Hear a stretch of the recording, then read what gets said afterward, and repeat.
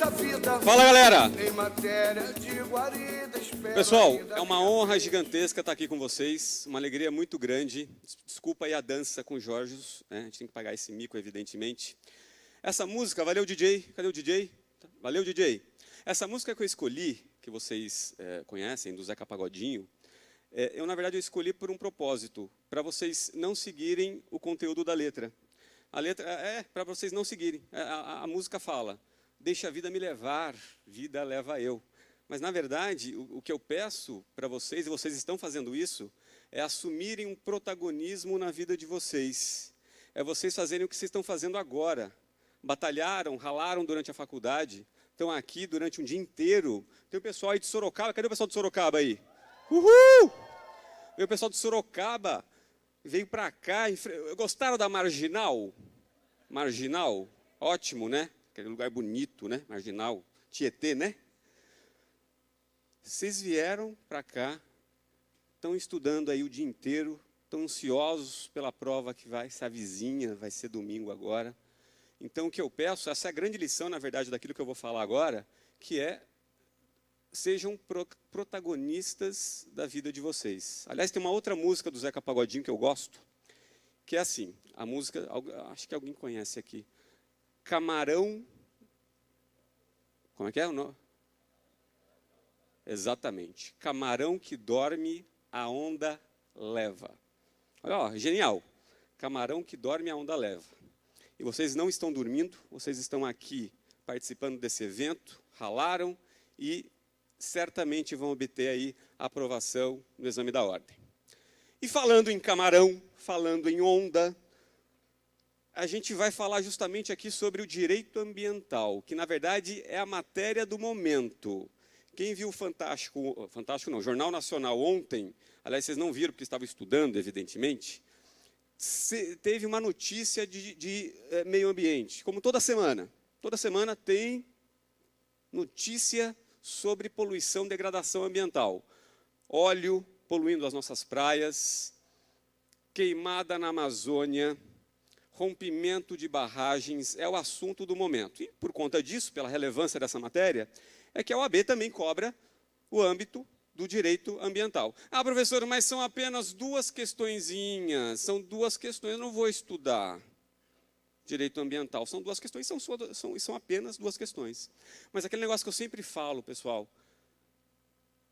uma questão pode fazer a diferença. E a gente observa, há mais de 15 anos dando aula para exame preparatório para a OAB, uma questão pode fazer diferença. E muitas vezes pode ser aquela questãozinha daquela matéria que você não deu muita importância e que, eventualmente, não colocou lá a resposta correta.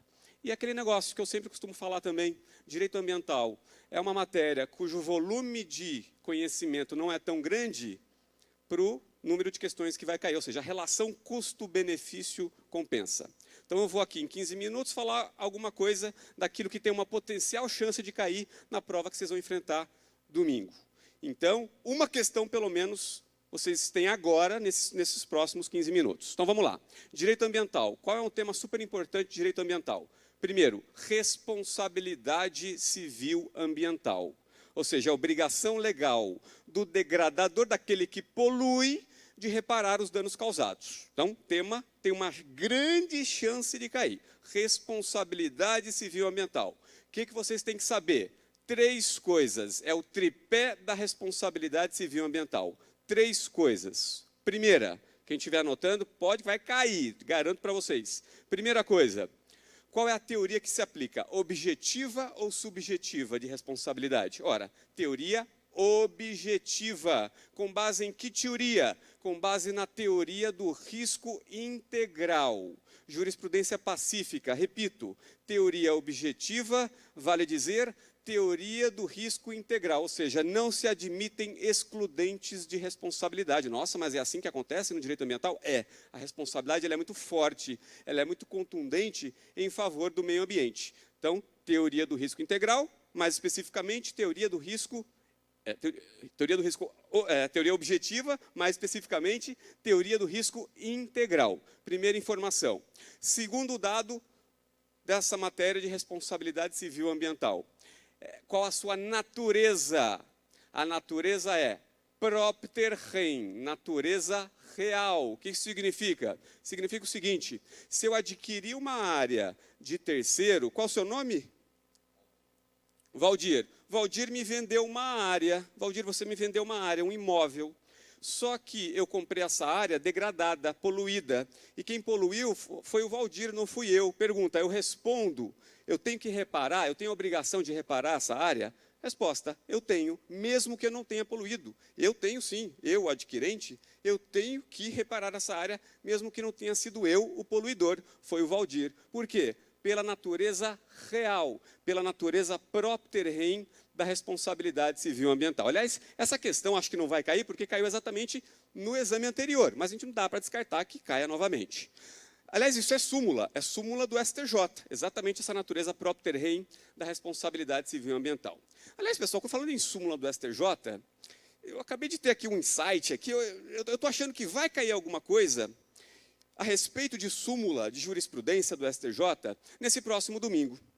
Tem uma súmula do STJ, súmula 618, que diz o seguinte, olha, eu tive um sonho outro dia, que exatamente isso que foi cobrado. Olha lá, a ação de degradação ambiental, ela tem um efeito, tem uma característica importante. Qual é essa característica?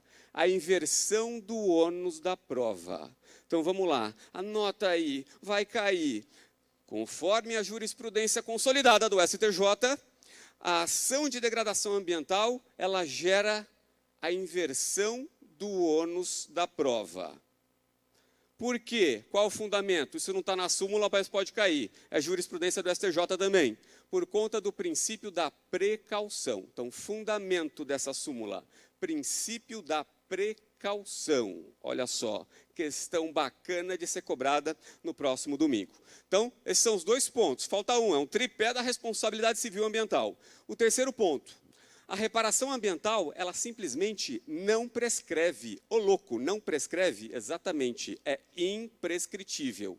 Tem pouca coisa aqui no Brasil que não prescreve. Uma coisa que não prescreve, que é importante, que denota a relevância do meio ambiente, é justamente a reparação, a pretensão de reparação ambiental.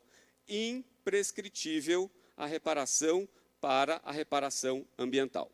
Então, essas são as três informações que eu queria compartilhar com vocês em relação a essa matéria, que tem, repito, grande chance de cair. Um outro tema, pessoal, que também cai bastante, vira e mexe cai, tem também aí uma probabilidade alta de cair, é a questão de competência ambiental. Cada um no seu quadrado, ado. Ora, o que as entidades podem fazer no âmbito da atuação ambiental? Então, quem pode fazer o quê? Ora, isso então, vocês têm que ter uma noção a respeito disso. Quando se fala em competência ambiental, a gente tem que pensar nas situações que a OAB pode cobrar. E, basicamente, são duas as situações que a OAB pode cobrar.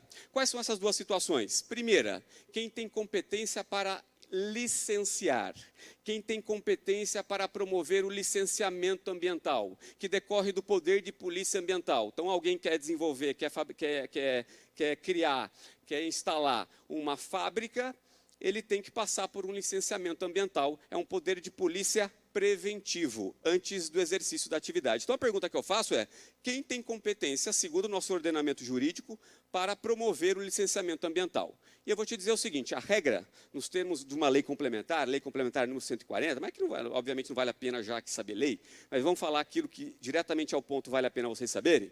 De acordo com a lei complementar número 140, somente uma entidade federativa tem competência para licenciar. Então, olha lá, anota isso. Somente uma entidade federativa tem atribuição para promover o licenciamento. É a regra da unicidade. Regra da unicidade, somente um. Então, por exemplo, um empreendimento que se pretenda instalar em 2 ou mais estados, então se a área do empreendimento vai ocupar 2 ou mais estados, quem tem essa atribuição nos termos dessa lei complementar é a União. Então, é a União que vai conduzir e vai decidir aquele licenciamento. Aí, as demais entidades não vão se manifestar no processo? Então, complementa a regra aí, vamos anotar, continua anotando. Então, embora apenas uma entidade tenha competência para licenciar, as demais entidades federativas, nesse exemplo que eu dei, estados, municípios, então, as demais entidades federativas podem se manifestar no processo administrativo de licenciamento. Então, as demais entidades podem se manifestar. coloca entre parênteses, em caráter não vinculante. Essa manifestação não vincula a decisão da entidade que tem atribuição para licenciar. Então é isso. Então essa é a primeira situação que vocês têm que saber, tem grande chance de cair. Grande chance de cair mesmo. Maravilha? Segunda situação, poder de polícia repressivo. Ou seja, quem pode fiscalizar e aplicar penalidade na área ambiental? Quem pode fiscalizar? Ir lá fiscalizar e aplicar, por exemplo, uma multa ambiental. Essa é uma outra regra. O que diz a Lei Complementar número 140, conforme a Constituição? Diz o seguinte, também vale a pena anotar isso. E a regra é diferente aqui, hein? Essa é a pegadinha. Então, quem tem competência para fiscalizar e sancionar, aplicar penalidade? Todas as entidades federativas. Todas, com base na competência material comum pregoada pela Constituição, todas as entidades federativas. Puxa, professor, mas todas as entidades federativas têm essa atribuição? Então, pode ser que a União, um Estado e um município fiscalizem e apliquem multas, 3 multas? É possível que isso aconteça.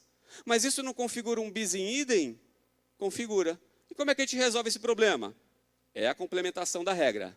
Então, muito embora todas podem aplicar penalidades e fiscalizar, prevalece, essa é a regra de ouro que vai cair domingo, prevalece a sanção da entidade que tem atribuição para licenciar. Olha só, prevalece aquela penalidade, só vai prevalecer uma, da entidade que tem competência para licenciar. Então, essa regra está associada com a anterior. Então, se naquele contexto, quem tem atribuição para licenciar é o Estado, vai prevalecer a multa aplicada pelo Estado e não a multa aplicada pela União, não a multa aplicada pelo município. Tá bom? Então, são as regras de ouro da competência ambiental. Maravilha? E uma última coisa que eu queria compartilhar com vocês, é um tema que a OAB ama de paixão, e a gente ama também por conta disso. Um último tema importante é o tema da unidade de conservação. Aliás, nas queimadas observadas na Amazônia, durante esse ano, muitas delas foram localizadas em unidades de conservação. Professor, o que é uma unidade de conservação? É uma área ambiental especial, é uma área cujas características ecológicas se sobressaem. Então, tem aí uma peculiaridade. Por exemplo, Fernando de Noronha. Fernando de Noronha é, na verdade, uma unidade de conservação, porque é uma área cujas características ecológicas são muito importantes. Então, o que vale a pena saber de unidade de conservação? Uma coisa, na verdade duas, né, envolvendo o mesmo tema, que também, repito, tem chance de cair, 70% de chance de cair nesse domingo. Como é que se cria uma unidade de conservação? Então, criação de unidade de conservação. Como é que se cria uma unidade de conservação? Qual é a regra? A regra é a seguinte: ato do poder público. A criação de uma unidade de conservação se dá por ato do poder público. Mas o que é isso, professor? Ato do poder público. Pode ser uma lei e pode ser um decreto, um ato do executivo. Então, pode ser uma lei, legislativo, e pode ser um decreto, ou seja, executivo. Eu posso criar uma unidade de conservação por decreto? Pode, é possível. Por quê? Porque você está fomentando a proteção ambiental. E se você está fomentando a proteção ambiental, esse raciocínio ajuda, você não precisa um rigor instrumental. Pode ser por decreto. Vamos pensar agora a situação oposta. Eu quero extinguir ou diminuir a área de unidade de conservação. Então, olha lá, vimos a criação, vamos agora ver a extinção ou redução. Extinção ou redução. Pode ser por decreto? Só pode ser por lei? Aqui é o seguinte, nos termos da Constituição, o entendimento que prevalece é somente por lei. Olha só, somente por lei.